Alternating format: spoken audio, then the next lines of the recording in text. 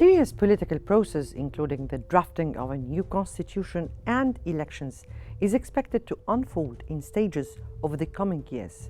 Meanwhile, Russia has confirmed there will be no changes to its military bases agreements in Syria, while Jordan reports the return of 18,000 Syrians to their homeland. Welcome to Qnews special coverage on the Middle East developments.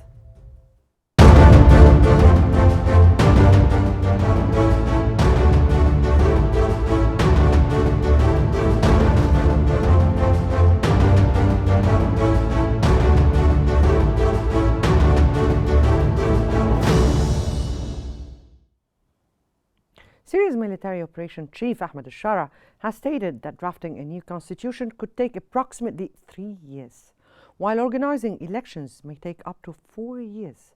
Al-Shara also noted that the political process in Syria will unfold in several stages before a new president is selected. Al-Shara further added the political process in Syria will go through several stages before selecting the country's new president.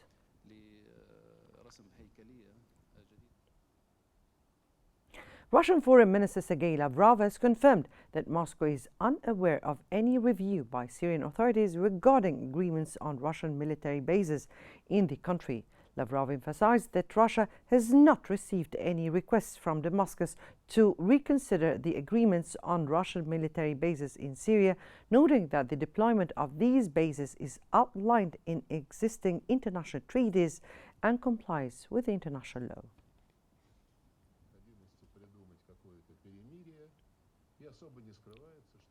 Jordanian Minister of Interior Mazen al-Faraiha has announced that approximately 18,000 Syrians have returned to their country from the Jordanian border since the start of the crisis. The Jordanian Interior Minister confirmed days ago that conditions have become largely conducive to the return of Syrian refugees to their homeland, noting that some may need a few days or weeks before beginning the return.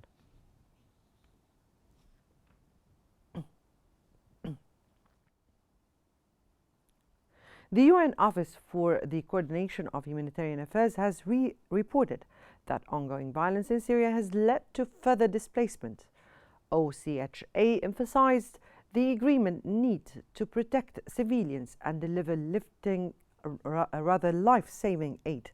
Earlier, 9 UN aid trucks carrying 200 metric tons of food from the World Food Programme arrived in Idlib, enough to support 80,000 people.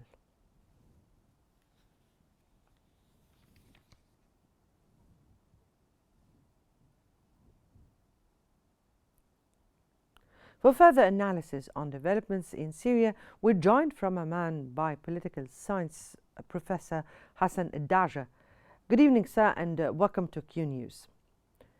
Now, what's your comment on Ahmed al-Shara's statements today regarding holding elections after 4 years and writing the constitution in 3 years?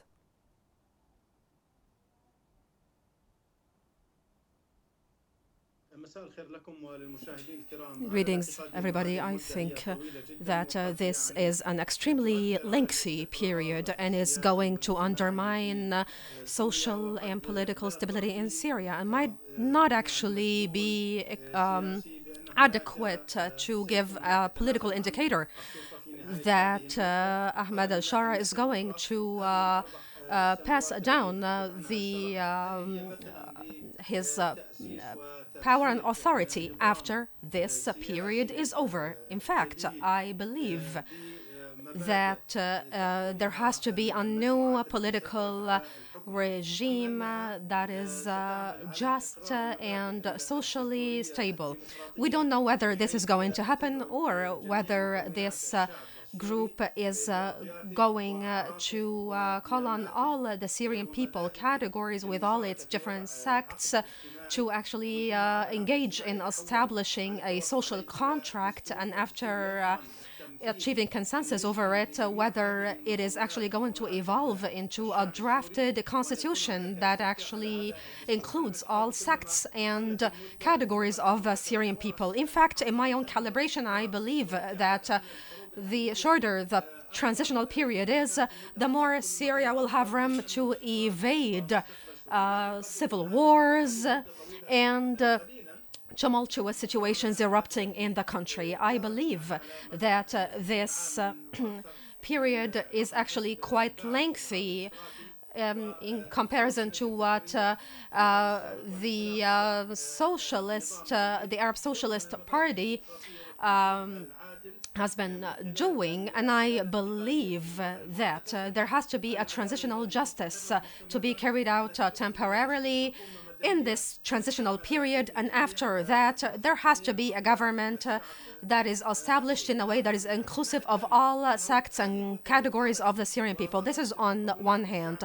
On the other hand, if the Syrian people perceived this period as a lengthy one and has rejected the length of this period, I believe that this is going to open the door for more foreign interventions to take place into the internal affairs of the Syrian state. And I believe that this is going to lead to an atmosphere of anarchy and fragmentation inside of the Syrian state, because there isn't a consensus over this period allocated for drafting a constitution and for electing a president. This is going to open room for civil war to take place once more. As well, through what's happening right now, I believe that the sects, the different military sects in Syria might actually get aggregated and consolidated into the Syrian regular army, which is a positive thing. But this is predicated upon the guarantees that al-Shara is going to provide, and whether he's going to abide by these guarantees or not. In fact, the most important thing for the Syrian state is for all sects to be included and represented equivalently in the new constitution. Now, at this very particular time, sir, you comment on the return of a significant number of Syrians to their country in this very recent short period and during this transitional period. What's your take on that? My calibration, I believe that not a lot of Syrian refugees are going to return to Syria right now. In fact, there is 7 million Syrian refugees outside of Syria right now, as well as other 6 million internally displaced Syrians that got displaced to different areas inside of Syria. In fact, the refugees and even the internally displaced Syrians are not going to rush to return to their original places because they have a lot of pending life circumstances, like their kids are in school and they have work elsewhere. And so I believe that only a small percentage of the Syrian refugees, that are like 1,300,000 according to international statistics, this number of returnees might actually be from 8,000 to 10,000. And I'm talking here about registered returnees. You know, in Jordan, there are 600,000 Syrian refugees registered in international organizations' records, like the UNHCR in Jordan. But a lot of other Syrian refugees in Jordan are not registered in formal registries, refugee registries. And I believe that the Syrian refugees will need to take some more time in order to make sure that the living conditions in Syria are actually conducive to decent life, and that there is an atmosphere of peace and security and social security in Syria. Only at this point can we talk about refugees flowing from Turkey, from Egypt, from other European countries back to Syria. In fact, at this point, I believe that a lot of states are going to apply voluntary return for refugees and not forcible one for the Syrian nationals in these countries. Right. Let me have your opinion or your take on the recent appointments in Syria for the head of the intelligence, for some of the other ministries. What's your take on the recent appointments made by the head of the operations chief, Ahmed al-Shara?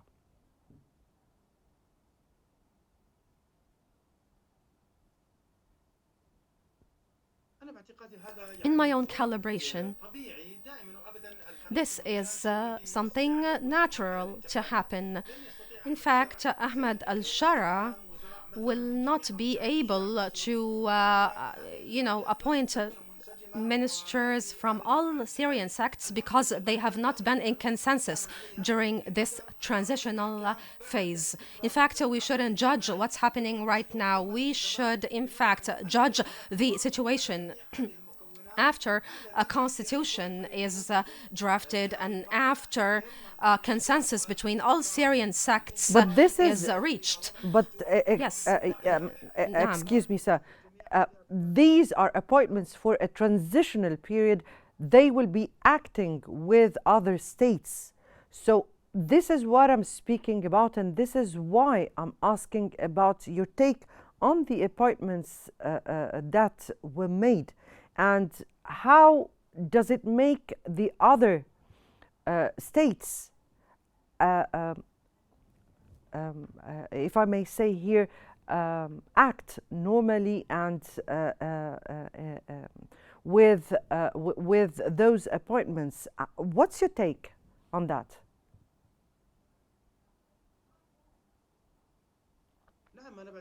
Yes, in my own calibration, in fact, the guarantees provided by Ahmed al-Shara regarding neighboring countries, like, for instance, the Syrian relations with Turkey, for instance. In fact, this was something that was received positively by the Turkish state. In fact, we have seen as well the British delegation and the Arab delegations coming to Syria, and how Ahmed al-Shara was quite pragmatic in dealing with these delegations. He, in fact, gave all these delegations clear messages that he's not interested in getting into any conflict or war with these states. But the main problem still remains, which is the lengthy period of that transitional period. I believe it should be 1 or 2 years maximum in my own personal analysis. And the 4-year period, in fact, is going to get the devil into a lot of details regarding the ruling schemes of the Syrian state. In fact, there was a statement that the new appointments are going to help the transitional phase in Syria become smooth. And I can say that, this regime right now released a lot of prisoners, and that the current regime is actually providing or released a lot of prisoners and or prisoners that have been captivated, in fact, during the Syrian regime of Bashar al-Assad, and this is a positive thing. Well, that was the political science professor Hassan al-Daja. Thank you so much for your insights, and we move on. Now, we move on to the latest developments in Gaza.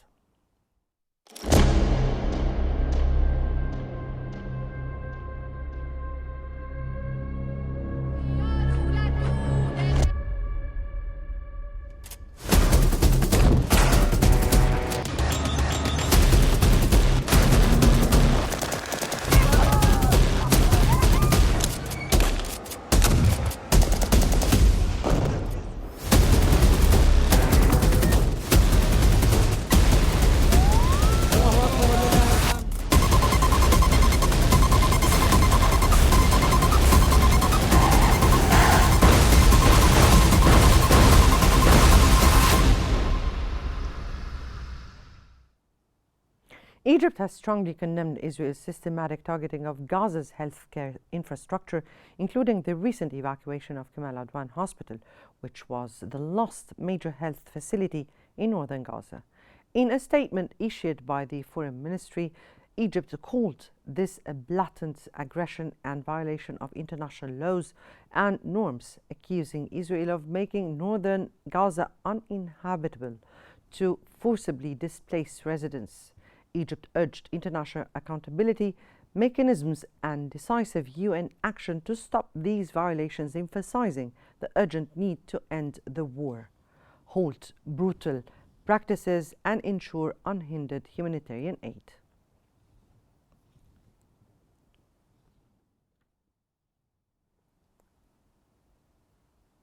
Palestinian news agency reported that deaths of 8 Palestinians and the injury of others in an Israeli airstrike that targeted Al-Wafa hospital in the center of Gaza City.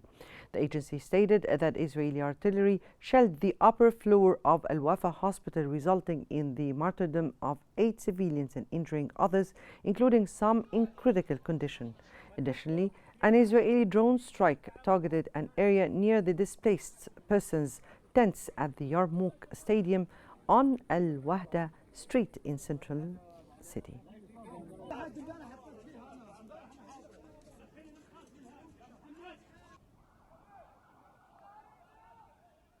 The World Health Organization, the WHO, has reported that 75,000 Palestinians are trapped in northern Gaza with their lives at risk.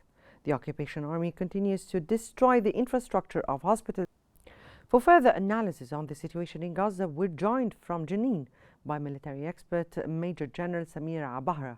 Good evening to you, sir, and welcome to Qnews. And how has the targeting of hospitals like Al-Wafa and Kamal Adwan affect the health care system in Gaza?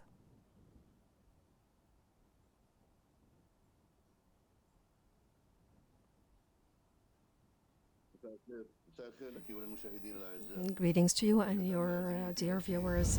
In fact, what is happening in Gaza has actually exceeded all expectations even of the international community. Israel, in fact, seized the opportunity and the silence of the international community regarding what's happening in Syria and in Yemen. 350 individuals were inside the hospitals. Some of them were patients, some of them were medical staff, and as well the Israeli occupation forces. In fact,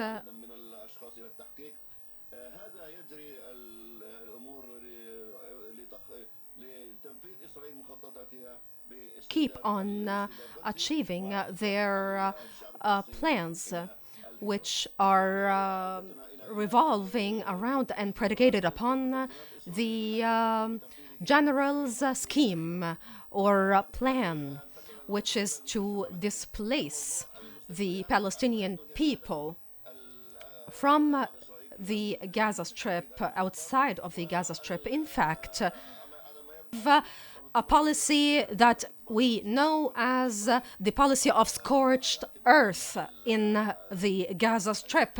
It wants to demolish the strip altogether. In fact, Smotrich keeps on launching statements about how he is intending to establish more permanent settlements in the Gaza Strip, and how they are going to displace the Palestinians from their places, whether by force or voluntarily.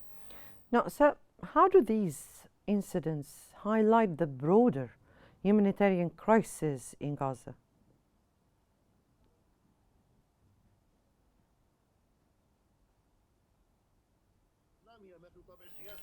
In fact, the crisis is purely political right now, because the humanitarian side is not really taken into consideration by the international community.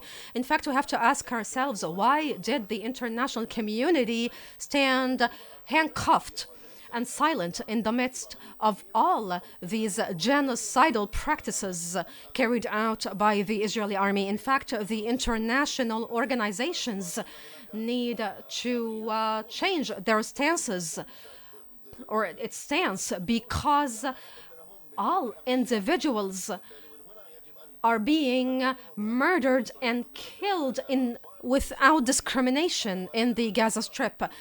We're talking elderly, children, women, all individuals and categories of society in Palestine that cannot even hold up an arm and use it. They are being targeted indefinitely. In fact, the Israeli army has a clear decision, which is to establish or to demolish the Gaza Strip altogether and to wage a genocidal war in Palestine. The international community is just watching all of that in silence. All these seemingly democratic states are witnessing these massacres taking place in Gaza without even launching a denouncing kind of statement to all these atrocities carried out in Gaza. Now, let me here ask you, what exactly is requested from the international community towards such heinous attacks?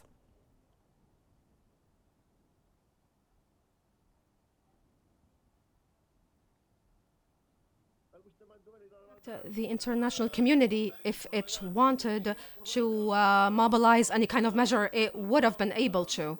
But there is the United States, of course, that supports Israel indefinitely and, in fact, protects Israel against all convictions. And as well, we have the Security Council that can actually do something to stop these atrocities, but it doesn't really condemn Israel relative to the atrocities that it is doing. In fact, what's required of the international community, or I would say what's requested of the United States specifically, is to change its stance and to condemn what is happening in Palestine and to condemn Israel altogether.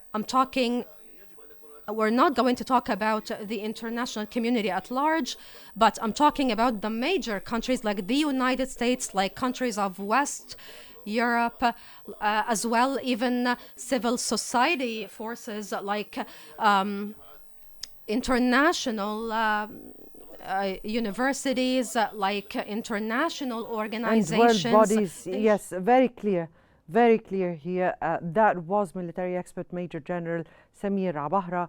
Thank you so much for your fruitful insights. And I guess this brings us to the end of our special coverage on the Middle East. Remember to stay updated by following Qnews on YouTube, Facebook, X, Instagram, and TikTok at Qnews EGY for the latest developments. Many thanks for watching.